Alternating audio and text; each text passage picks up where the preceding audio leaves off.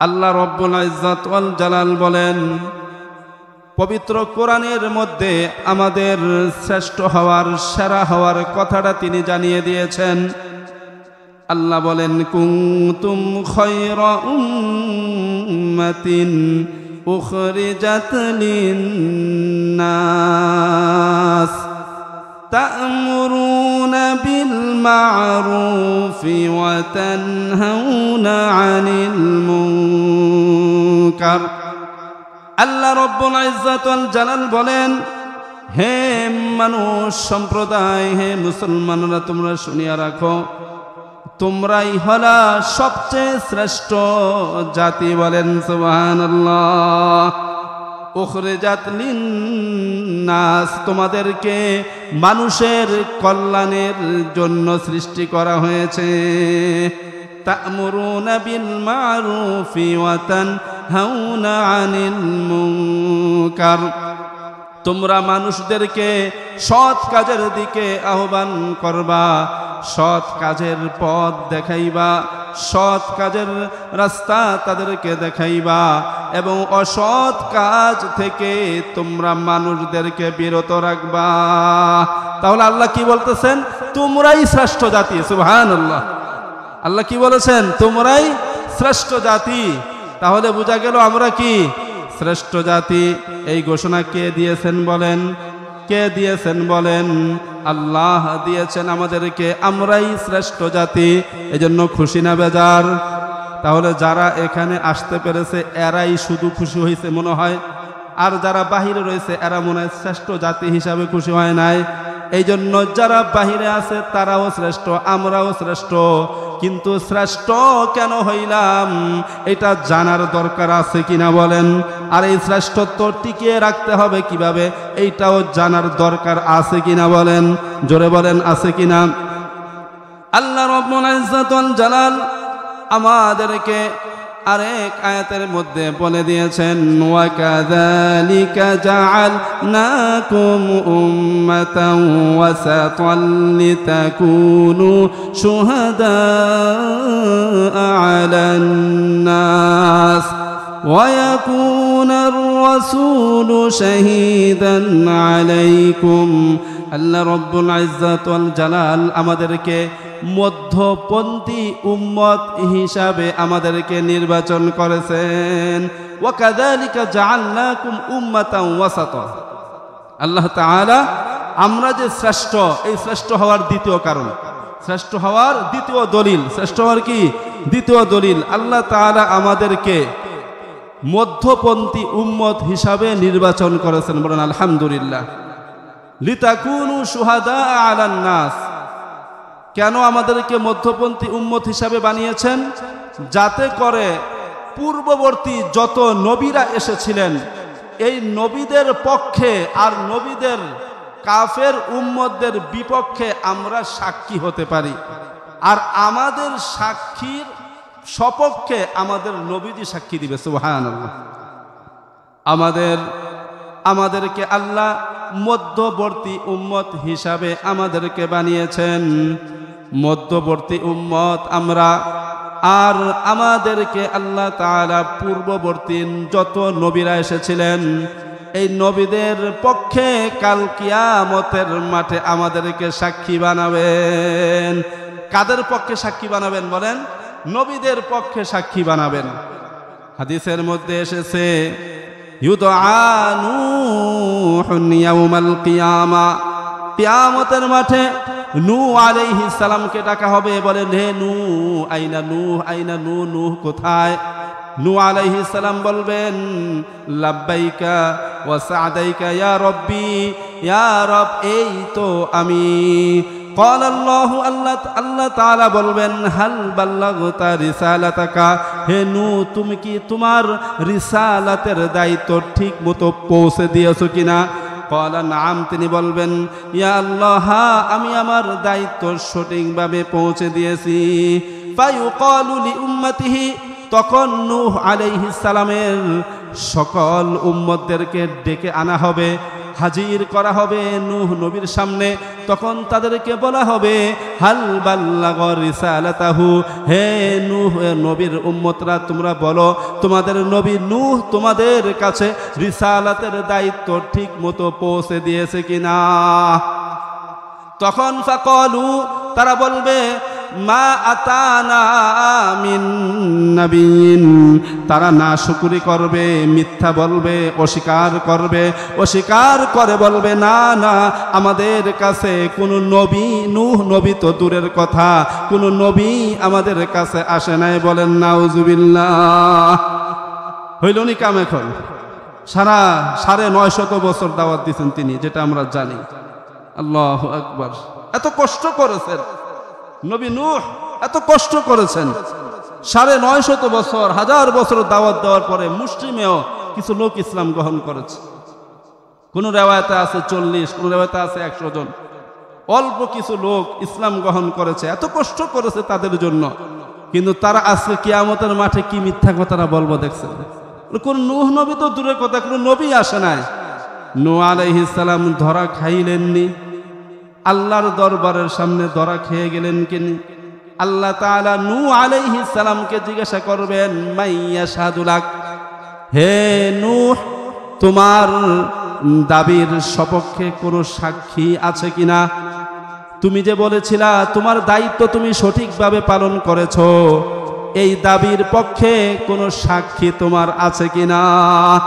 নূহ আলাইহিস সালাম সাথে সাথে বলবে ইয়া আল্লাহ, ইয়া আল্লাহ, পয়গম্বর মুহাম্মদ এবং পয়গম্বর মুহাম্মদের উম্মতরা আমার পক্ষে সাক্ষী।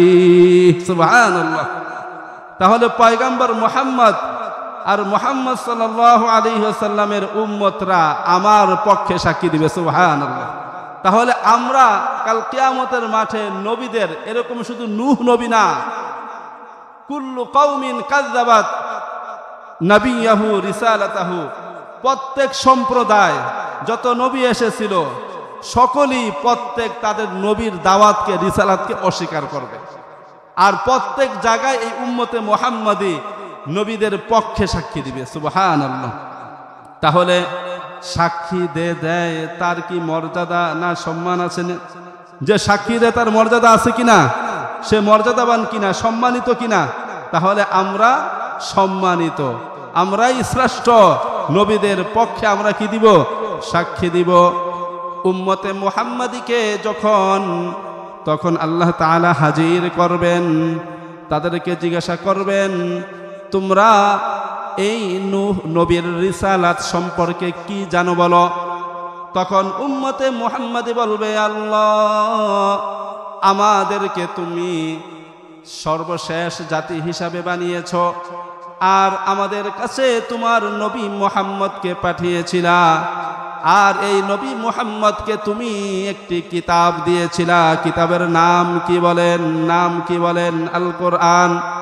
এই কোরআনের মধ্যে তুমি জানিয়ে দিয়েছ ইন্না আরসালনা নূহান ইলা কওমিহি আন আনযির কওমাকা মিন ক্বাবলি আন ইয়াতিয়াহুম আযাবুন আলীম।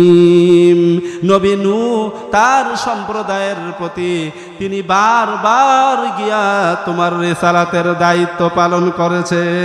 সুবহানাল্লাহ। তখন পয়গম্বর মুহাম্মদ আরবি সাল্লাল্লাহু আলাইহি ওয়াসাল্লামকে আল্লাহ জিজ্ঞাসা করবেন সত্য বলেছে কিনা তোমার উম্মতরা। তখন নবী আমাদের পক্ষে সাক্ষী দিবেন, হ্যাঁ আমার উম্মত তারা কোরআন পরে পরে সত্য সাক্ষী দিয়েছে। সুবহানাল্লাহ। তাহলে আমরা 1 নম্বর আল্লাহ তাআলা নিজেই ঘোষণা দিয়েছেন কুনতুম খায়রা উম্মাহ, তোমরা হলো শ্রেষ্ঠ জাতি। 2 নম্বর আমাদের শ্রেষ্ঠ হওয়ার দলিল আমরা মধ্যপন্থী উম্মত এবং সমস্ত নবীদের পক্ষে আর কাফের উম্মতদের বিপক্ষে আমরা সাক্ষী দিব। আল্লাহু আকবার। 3 নম্বর শ্রেষ্ঠ হওয়ার দলিল নেন আল্লাহ তাআলা পূর্ববর্তী যত উম্মতরা ছিল উম্মতরা কোনো এক অন্যায়ের উপরে, কোনো এক পাপের উপরে এক যুগে একত্রে ঐক্যবদ্ধ হয়ে গিয়েছিল। পূর্বের অনেক উম্মতরা কোন এক পাপের উপরে এক যুগে একত্রে তারা ঐক্যবদ্ধ হয়ে গিয়েছিল। যখন কোন সম্প্রদায় কোন উম্মত এক যুগে একত্রে কোন পাপের উপরে ঐক্যবদ্ধ হয়ে যায় আর কেউ বাকি থাকে না, তখন আল্লাহ তাআলা ওই জাতিকে ধ্বংস করে দেন। যেমন ধ্বংস করেছিলেন হযরতে নূহ আলাইহিস সালামের সম্প্রদায়কে প্লাবন দিয়ে, মহাপ্লাবন দিয়ে ধ্বংস করেছিলেন। সামুদ সম্প্রদায়কে, আদ সম্প্রদায়কে, লূত আলাইহিস সালামের সম্প্রদায়কে এবং ফেরাউনের সম্প্রদায়কে, নমরুদের সম্প্রদায়কে, তাদেরকে একত্রে এক যুগে এক পাপের উপরে ঐক্যবদ্ধ হওয়ার কারণে আল্লাহ ধ্বংস করে দিয়েছিলেন।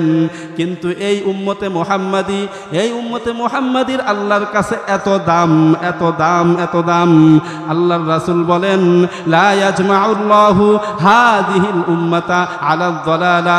আল্লাহ তাআলা এই উম্মতকে কখনোই কোনো পাপের উপরে, কোনো অন্যায়ের উপরে ঐক্যবদ্ধ হওয়ার সুযোগ দিবেন না।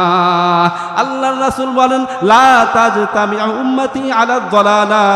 আমার এই উম্মত কখনোই কোনো একটা অন্যায়ের উপরে, কোনো একটা গুমরাহির উপরে, কোনো একটা পাপের উপরে ঐক্যবদ্ধ হবে না। এই জন্য দেখবেন প্রত্যেকটা সেক্টরে, প্রত্যেকটা অফিসে, প্রত্যেকটা আদালতে এক দুইজন নামাজি থাকেই, ঠিক কিনা বলেন? এক দুইজন নামাজি থাকেই। আপনি বাসে উঠবেন, একজনকে দেখবেন বসে বসে জিকির করতেছে, মোবাইলের মধ্যে কোরআন তেলাওয়াত দেখে পড়তেছে, কোরআনের তাফসীর পড়তেছে। যত মাহওয়ালি হোক না কেন, যত সেক্টরই আছে, সব সেক্টরের মধ্যে আল্লাহ এক দুইজন রেখে দেন যারা ভালো কাজ করে, ঠিক কিনা বলুন? কোনো অন্যায়ের উপরে কোনো জায়গায় আল্লাহ তাআলা এই সুযোগটা দিবেন না, বলেন না সুবহানাল্লাহ। এই উম্মতকে আল্লাহ তাআলা কোনো অন্যায়ের উপরে ঐক্যবদ্ধ হওয়ার সুযোগ দিবেন না। এক দুইজন হকের উপরে থাকবে, এক দুজন কিসের উপরে থাকবে? হকের উপরেই থাকবে। আলহামদুলিল্লাহ। আল্লাহ পাক রব্বুল আলামিন শুধু তাই নয়, আমরা যে শ্রেষ্ঠ জাতি 4 নম্বর দলিল নেন, 4 নম্বর দলিল নেন। এই শ্রেষ্ঠ জাতি আমরা এভাবে সর্বপ্রথম এই উম্মত জান্নাতের সার্টিফিকেট লাভ করবে। সুবহানাল্লাহ। কারণ এই উম্মত হলো সবচেয়ে শ্রেষ্ঠ উম্মত এবং সর্বপ্রথম জান্নাতের সার্টিফিকেট লাভ করবে। সুবহানাল্লাহ। খুশি না বেজার মুসলমান? যারা এখনো এদিক সেদিক ঘোরাফেরা করতেছেন, গেটের কাছে দাঁড়িয়ে আছেন, আমার মুসল্লি ভাইরা, আমার যুবক ভাইরা, মুরব্বিয়ানে কেরাম, অত্র এলাকার তারুলিয়ার আমার মুরব্বিয়ানে কেরাম সকলেই চলে আসি, মাহফিলের প্যান্ডেলে চলে আসে, উলামায়ে কেরামের মুখের দিকে তাকিয়ে কোরআন ও হাদিসের মুখ নিশ্চিত বাণী শুনেন। আল্লাহ তাআলা কোরআনের হেদায়েত, আলো, নূর আপনার সিনায় ঢুকিয়ে দিবে ইনশাআল্লাহ।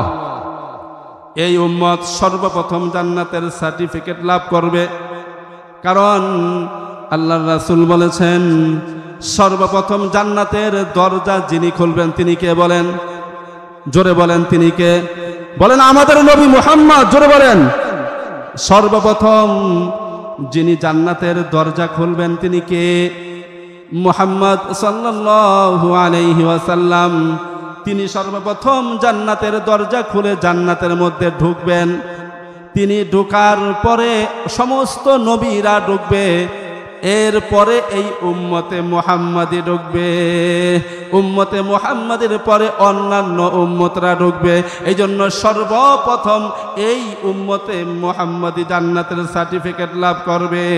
বুখারী শরীফের হাদিস, সরকারে দু আলম সাল্লাল্লাহু আলাইহি ওয়াসাল্লাম বলেন, নাহনুল আখিরুনাল আউয়ালুন, নাহনুল আখিরুনাস সাবিকুন, ওয়া নাহনু আউয়ালু মান ইয়াদখুলুল জান্নাহ। বলেন না আলহামদুলিল্লাহ। সরকারে দু আলম বলেন, নাহনুল আখিরুনাল আউয়ালুন, আমরা শেষে এসেছি কিন্তু সবার আগে থাকবো। নাহনুল আখিরুনাস সাবিকুন, আমরা শেষে যদিও এসে থাকি কিন্তু আমরা সবার আগে আগে হাঁটবো। ওয়া নাহনু আউয়ালু মান ইয়াদখুলুল জান্নাহ, আর আমরা হলাম সেই জাতি যেই জাতি সর্বপ্রথম জান্নাতে প্রবেশ করবে। সুবহানাল্লাহ। তাহলে এই উম্মত আমরা সবার সেরা উম্মত। চারটা দলিল দিলাম। আল্লাহ বলেছেন তোমরাই শ্রেষ্ঠ জাতি, তোমাদেরকে মানুষের কল্যাণের জন্য সৃষ্টি করা হয়েছে, তোমরা মানুষদেরকে সৎ কাজের আদেশ করবা, অসৎ কাজে নিষেধ করবা। 2 নম্বর আল্লাহ তাআলা বলেছেন তোমরা হলা মধ্যপন্থী উম্মত, তোমাদেরকে পূর্ববর্তী সকল নবীদের পক্ষে আর নবীর কাফের উম্মতদের বিপক্ষে সাক্ষী দেওয়ার জন্য তৈরি করা হয়েছে। 3 নম্বর আল্লাহ তাআলা পূর্ববর্তী উম্মতরা বিভিন্ন অপরাধের উপরে, অন্যায়ের উপরে ঐক্যবদ্ধ হয়ে গিয়েছিল একসাথে এক যুগে, তখন আল্লাহ তাদেরকে ধ্বংস করে দিয়েছিলেন। কিন্তু এই উম্মতকে কখনোই কোনো অন্যায় বা পাপের উপরে এক যুগে একত্রে ঐক্যবদ্ধ হওয়ার সুযোগ দিবেন না। 4 নম্বর আল্লাহ তাআলার কাছ থেকে সর্বপ্রথম যেই উম্মত, যেই জাতি জান্নাতের সার্টিফিকেট লাভ করবে সেই জাতি হলো কারা বলে? আমরাই। সারার সারা আমরাই, উম্মতে মুহাম্মাদি আমরা। বলেন সারার সারা উম্মতে মুহাম্মাদি আমরা। আল্লাহু আকবার। এখন প্রশ্ন হলো এত শ্রেষ্ঠ, এই যে আমরা এত শ্রেষ্ঠ হইলাম, এই শ্রেষ্ঠ হওয়ার কারণটা? আমরা শেষে এসে আগে যাব। আবার শ্রেষ্ঠ উম্মত, আমরা দুর্বল শারীরিকভাবে, অবকাঠামোগত আমরা দুর্বল। তারা 60-70 গজ ছিল আর আমরা মাত্র 1.5 গজ। আমাদের এত শ্রেষ্ঠত্বের কারণ কি? কে বলতে পারবেন? আল্লাহ তাআলা আমাদেরকে শ্রেষ্ঠ বানিয়েছেন। আল্লাহ তাআলা আমাদেরকে এমন একটা জিনিস দিয়েছেন, আমাদের নবীকে এমন একটা জিনিস দিয়েছেন যেটা পূর্ববর্তী কোনো নবীকেও দান করা হয় নাই রে বাবা, যেটা পূর্ববর্তী কোনো উম্মতকেও দান করা হয় নাই। এমন একটা মহামূল্যবান নেয়ামত, এমন একটা জিনিস আমাদেরকে দান করেছেন, যেই নেয়ামতের কারণে আমরা আজকে শ্রেষ্ঠ। সেই নেয়ামতের নাম কি বলেন? আল কোরআন। এই কোরআন নামক নেয়ামত আল্লাহ তাআলা আমাদেরকে দিয়েছেন। এই কোরআনের কারণে আমরাই সেরা। কোরআনের কারণে কি? আমরাই সেরা। এই কোরআনের সাথে সম্পর্ক আছে কিনা আপনাদের? কোরআনের সাথে সম্পর্ক আছে কিনা বলেন? কোরআনের সাথে সম্পর্কের মাধ্যম কি? কোরআন তেলাওয়াত করা, কোরআন তেলাওয়াত করা, কোরআন শিখা, কোরআন বুঝা, কোরআনের তাফসিরের মাহফিলে আসা, কোরআনকে মুহাব্বত করা, কোরআন ওয়ালাদেরকে মুহাব্বত করা, কোরআনের অনুশাসন অনুযায়ী চলা, কোরআনকে মেনে চলা। এই জন্যই সরকারে দো আলম বিশ্ব নবী সাল্লাল্লাহু আলাইহি ওয়াসাল্লাম বলেন, মান জাআলাল কুরআনা আমামাহু কাদাহু ইলাল জান্নাহ। সরকারে দো আলম বলেন, যেই ব্যক্তি এই কোরআনকে নেতা বানাবে, কোরআনকে লিডার বানাবে, কোরআন অনুশাসন অনুযায়ী নিজের জীবনটা পরিচালনা করবে, কোরআনকে সামনে রাখবে, কোরআনকে ডানেও নিবে না, কোরআনকে বামেও নিবে না, কদাহু ইলাল জান্নাহ, এই কোরআন তাকে টেনে টেনে জান্নাতে নিয়ে যাবে। সুবহানাল্লাহ। এই কোরআন তাকে কোথায় নিয়ে যাবে? জান্নাতে নিয়ে যাবে। ওমান জাআলাহু খালফাহু সাকাহু ইলান নার। সরকারে দো আলম বলেন, এই কোরআনকে যে পিছনে ফেলে রাখবে, কোরআন অনুযায়ী চলবে না, কোরআনকে পিছনে ফেলে রাখবে, কোরআনের অনুশাসন অনুযায়ী চলবে না, কোরআনের তাফসীর শুনতে আসবে না, অ্যাভয়েড করে চলে যাবে, সাকাহু ইলান নার, এই কোরআন তাকে ধাক্কা মেরে জাহান্নামে ফেলে দিবে। বলেন নাউযুবিল্লাহ। লা তুহসা আজাইবুহু ওয়ালা তুবলা গরাইবুহু। এই কোরআন জীর্ণ হবে না, এই কোরআন পুরাতন হবে না। পুরাতন হবে? এই কোরআন 14 বছর আগে আসছে, 14 বছর আগে আসছে, এই কোরআন পুরাতন হয়ে গেছে। কোরআন কখনো পুরাতন হবে না। কেউ বলেছে নিয়ে যাও, অনেক আগের কিতাব রেখে দাও, অন্য একটা আবার আনো, এরকম কেউ বলেছে? আল্লাহু আকবার। আল্লাহর রাসূল বলছেন, লা তুহসা আজাইবুহু ওয়ালা তুবলা গরাইবুহু। কোরআন জীর্ণ হবে না, কোরআন শীর্ণ হবে না, কোরআন পুরাতন হবে না। ফিহি মাসাবিহুল হুদা, এই কোরআনের মধ্যে রয়ে গেছে হেদায়েতের রোশনি, ও মানালিল হিকমা, সমস্ত জ্ঞান বিজ্ঞানের দর্শন আল্লাহ ইনক্লুড করে দিয়েছেন এই কোরআনের মধ্যে। সুবহানাল্লাহ। মাজমাউজ জাওয়ায়েদ, মানবাউল ফাওয়ায়েদ, আল্লামা নুরউদ্দিন আল হাইসামি রহমাতুল্লাহি আলাইহি এর বিশ্ববিখ্যাত হাদিসের কিতাব। এই কিতাবের মধ্যে সহিহ সনদে হযরত আব্দুল্লাহ ইবনে মাসউদ রাদিয়াল্লাহু তাআলা আনহু থেকে একটা হাদিস নিয়ে এসেছেন। সরকারে দু আলম বলেন, মান আরাদাল ইলমা, যেই ব্যক্তি জ্ঞানের রাজ্যে বিচরণ করতে চায়, পাণ্ডিত্য অর্জন করতে চায়, জ্ঞান অর্জন করতে চায়, ফালইউযাব্বিরুল কুরআন, সে যেন এই কুরআন চর্চা বেশি বেশি করে। ফিহি ইলমাল আউয়ালিনা ওয়াল আখিরিন, আগের এবং পরের সমস্ত ইলম, জ্ঞান বিজ্ঞান এই কোরআনের মধ্যে যিনি রেখে দিয়েছেন তিনি কে? জোরে বলেন, তিনি কে? এই কোরআনের মধ্যে সব কিছু আল্লাহ তাআলা রেখে দিয়েছেন। জ্ঞানের রাজ্যে যে বিচরণ করতে চায় সেজন্য এই কোরআনের কাছে আসে। সরকারে দু আলম বলেন, মান ক্বালা বিহি সাদাকা, সুনানে দারিমির হাদিস। সরকারে দু আলম বলেন, মান ক্বালা বিহি সাদাকা, এই কোরআন নিয়ে যে কথা বলবে, কোরআন দিয়ে যে কথা বলবে 100 সে সত্য বলবে। ঠিক কিনা বলুন? মান ক্বালা বিহি সাদাকা, কোরআন দিয়ে যে কথা বলবে সে 100% সত্য বলবে, কোনো ঝামেলা নাই। ওমান হাকামা বিহি আদালা, এই কোরআন দিয়ে যে তার বিচার কার্য পরিচালনা করবে সে ইনসাফ করবে। ঠিক কিনা বলুন? ওমান আমিলা বিহি উজিরা, আই উসিবা ফি আমালিহি আজরান আযীমান ওয়া সাওয়াবান জাসীমান, এই কোরআনের উপরে যে আমল করবে সে মহা মহা পুরস্কার লাভ করবে। কার পক্ষ থেকে বলেন? ওমান দাআ ইলাইহি হুদিয়া ইলা সিরাতিম মুস্তাকিম, যে ব্যক্তি মানুষকে কোরআনের দিকে আহ্বান করবে, আমি আপনাদেরকে এই কোরআনের দিকে আহ্বান করছি। এই কোরআনের দিকে সর্বপ্রথম যিনি আহ্বান করছেন তিনি কে বলেন? আমাদের নবী। আমাদের নবী এই কোরআনের প্রতি সর্বপ্রথম যিনি আহ্বান করেছেন তিনি কে বলেন? বলেন আমাদের নবী। কোরআনের প্রতি আহ্বান করার কারণে তারে বুঝি কাফেররা ফুল বিছায়া দিছিল, কাফেররা বুঝি ফুলের বিছানা বিছায়া দিছিল, সিংহাসনে নিয়ে বসাইছিল। না না, কোরআনের প্রতি ডাকার কারণে তার উপরে সমস্ত অন্যায় অনাচার আর জুলুম চালানো হয়েছিল। ঠিক কিনা বলুন? শুধু তার উপরেই নয়, তারপরে এই কোরআনের দিকে যারা ডাকছে তারা কারা বলেন? সাহাবায়ে কেরাম। সাহাবায়ে কেরামকে বুঝি আদর করছিল, সাহাবায়ে কেরামকে বদরের যুদ্ধের সম্মুখীন হতে হয়েছিল, উহুদের যুদ্ধের সম্মুখীন হতে হয়েছিল, কারণ শুধু একটাই, কোরআন। কোরআনের দাওয়াত পৌঁছে দেওয়ার জন্য তারা জুলুম আর অন্যায় অনাচারের শিকার হতে হয়েছে। তাহলে এখনো যারা কোরআনের দিকে ডাকবে, কোরআনের দিকে আহ্বান করবে, আপনারাও যারা কোরআন মেনে চলতে চাইবেন, বিপদ আপদ আসবে কিনা বলেন? বিপদ আসলে ভেঙে পড়া যাবে কিনা বলেন? যদি বিপদ আসে তাহলে কোরআনকে ছেড়ে দেওয়া যাবে কিনা বলেন? অনেকে বলে এই কথাটা বলার কি দরকার ছিল, বলার কি দরকার ছিল, না বললেই তো হইতো, কিন্তু কোরআনের কথা বলতে হবে কিনা বলেন? কোরআনের কথা বলে যাবই, তাতে আমার যদি ফাঁসির কাষ্টে ঝুলতে হয় তবুও কোরআন ছাড়া যাবে না। আল্লাহু আকবার। সাহাবায়ে কেরাম নমুনা দেখে গিয়েছিলেন কিনা? ইমান আগে কোরআন আগে, ইমান আগে কোরআন আগে। সরকারে দু আলম বলেন, আদিবু আওলাদাকুম আলা সালাসি খিসাল। জামিউস সগীর অনেক বড় হাদিসের একটা কিতাব।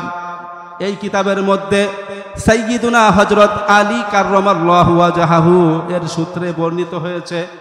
সরকারে দু আলম বলেন, আদিবু আওলাদাকুম আলা সালাসি খিসাল। হে মুসলমান, তোমরা তোমাদের সন্তানদেরকে 3টা জিনিস শিখাইবা। মুসলমান বলো কয়টা জিনিস? জোরে বলেন কয়টা জিনিস শিখাইবেন? 3টা জিনিস শিখাইবেন। আদিবু আওলাদাকুম আলা সালাসি খিসাল। 1 নম্বর হুব্বি নবীকুম, তোমাদের নবীর মোহাব্বত শিখাইবা, নবীর ভালোবাসা শিখাইবা, তোমাদের সন্তানদেরকে নবীর ভালোবাসা শিখাইবা। আজকে আমাদের সন্তানদের মধ্যে, যুবকদের মধ্যে নবীর ভালোবাসা নাই, ঠিক কিনা বলুন? যদি নবীর ভালোবাসা থাকতো তাহলে ওই কুলাঙ্গার ফ্রান্সের ম্যাক্রো আমার নবীকে গালি দিতে পারতো না, ঠিক কিনা বলুন? যদি নবীর ভালোবাসা আজকের যুবকদের মধ্যে থাকতো তাহলে যুবকের মাথার চুল ওই মেসি নেইমারের স্টাইলে কাটতো না, ঠিক কিনা বলুন? নবীর স্টাইলে কাটতো। যুবকের মধ্যে যদি ভালোবাসা থাকতো নবীর প্রতি, কোরআনের প্রতি, তাহলে আজকে এই তাফসিরুল কোরআন মাহফিলে দেখা যাইতো। যুবকের মধ্যে যদি নবীর ভালোবাসা থাকতো তাহলে ফজরের নামাজে দেখা যাইতো, আসরের জোহরের নামাজে, আসরের নামাজে, ঠিক কিনা বলুন? আজকে নামাজে দেখা যায় না, নবীর সুন্নত তাদের মধ্যে নাই, ঠিক কিনা বলুন? এই জন্য নবী বলেছেন হুব্বি নাবিয়িকুম, তোমরা তোমাদের সন্তানদের মাঝে নবীর ভালোবাসা ঢুকায় দিবা।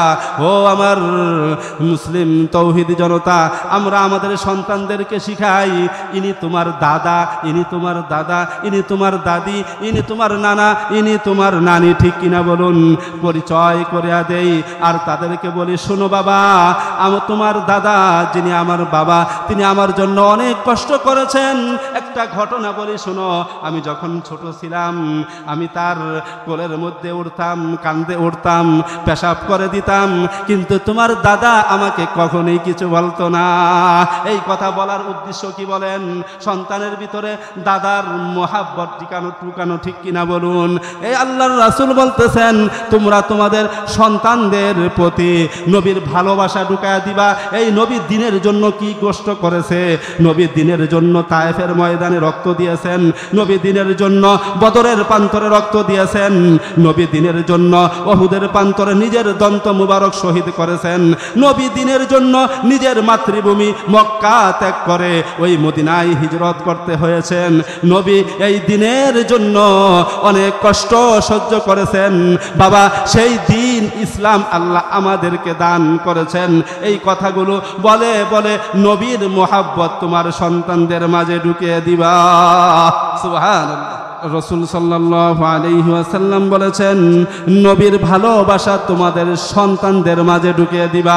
2 নম্বরে বলেন ওয়া হুব্বি আহলি বাইতিহি, নবীর আহলে বাইত, নবীর পরিবারের প্রতি ভালোবাসাও তাদের অন্তরে ঢুকায় দিবা। 3 নম্বরে বলেন ওয়া কিরাআতিল কুরআন, আর শোনো তোমার সন্তানদেরকে তুমি কোরআন শিখায় দিবা। ফা ইন্না হামালাতাল কুরআনি ফি জিল্লিল্লাহি ইয়াউমা লা জিল্লা ইল্লা জিল্লুহু মা আমবিয়াইহি ওয়া আসফিয়াইহি, কারণ কোরআনের হাফেজ, কোরআনের আলেম, কোরআনওয়ালা যে হবে, এই কোরআনওয়ালা কাল কিয়ামতের মাঠে আল্লাহর আরশের ছায়া ছাড়া আর কোনো ছায়া থাকবে না। সেদিন নবীদের সাথে এবং ওলিদের সাথে ওই আরশের নিচে থাকবে। সুবহানাল্লাহ। তাহলে সন্তানদেরকে এই কোরআন শিখাইতে হবে কিনা বলেন? যেই কোরআনের কারণে আমরা সম্মানিত হইলাম সেই কোরআন তাদেরকে শিখাইতে হবে কিনা বলেন? আর এই কোরআন কোথায় শেখানো হয়? রাস্তাঘাটে, স্কুলে, কলেজে, ভার্সিটিতে কোরআন কোথায় শেখানো হয়? এই মাদ্রাসাগুলোতে শেখানো হয়। এই মাদ্রাসাগুলোতে, এই নুরানি মাদ্রাসাগুলোতে, এই কওমি মাদ্রাসাগুলোতে সহি শুদ্ধ কোরআনের তেলাওয়াত শেখানো হয়। বলি আলহামদুলিল্লাহ। তাহলে আমাদের সন্তানদেরকে আল্লাহর রাসূল বলেছেন কোরআন শিখাইতে। কোরআন যদি শিখাইতে হয় কোথায় দিতে হবে? মাদ্রাসায় দিতে হবে। এই যে নভেম্বর ডিসেম্বর চলতেছে এখন, এই সময় হলো ছাত্রদের মাদ্রাসায় ভর্তি করানোর সময়। এই জন্য তারুলিয়াবাসী সকলের প্রতি উদাত্ত আহ্বান থাকবে, সিদ্ধান্ত আপনার, কিন্তু নবীর দেখানো পথে আপনাকে হাঁটতে হবে। আপনার সন্তানের প্রথম 3, 4, 5টা বছর তাকে আপনি কোরআনের শিক্ষার ফাউন্ডেশন দিয়ে তার শিক্ষাটা আপনি শুরু করেন, কোরআনের শিক্ষাটা ঢুকিয়ে দেন, শিখিয়ে দেন। আল্লাহ তাআলা আপনাকে ঠকাইবেন না, আপনি দুনিয়াতেও জিতবেন, আখিরাতেও জিতবেন, শ্রেষ্ঠ উম্মত হওয়ার গৌরব আপনি লাভ করবেন। আল্লাহ তাআলা আমাদেরকে জানার, বুঝার, আমল করার তৌফিক দান করেন। ওয়া আখিরু দাওয়ানা আলহামদুলিল্লাহি রাব্বিল আলামিন।